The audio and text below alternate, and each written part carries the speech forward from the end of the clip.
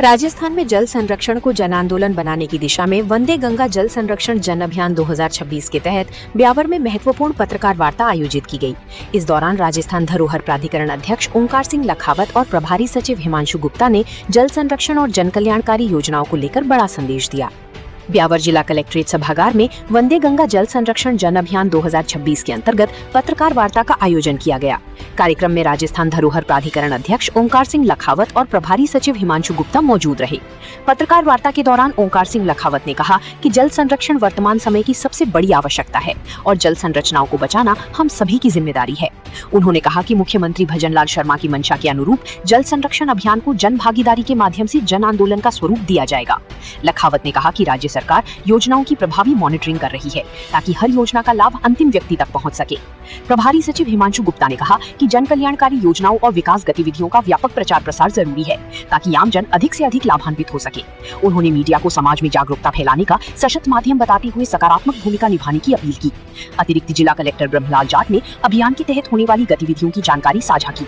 उन्होंने बताया कि 25 मई से 5 जून 2026 तक जिले भर में जल स्रोतों की साफ सफाई, श्रमदान, पौधारोपण और जागरूकता रैलियां आयोजित की जाएंगी।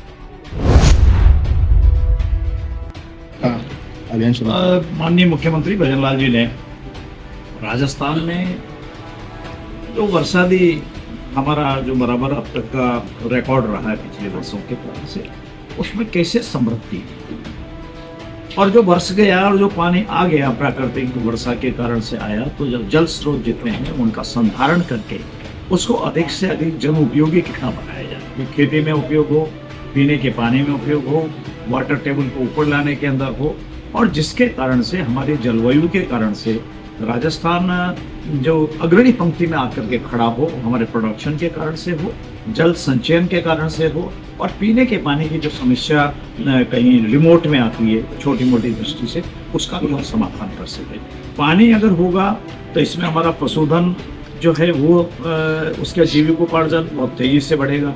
पानी अगर होगा तो किसान के खेत में पैदावार अच्छी हो जाएगी।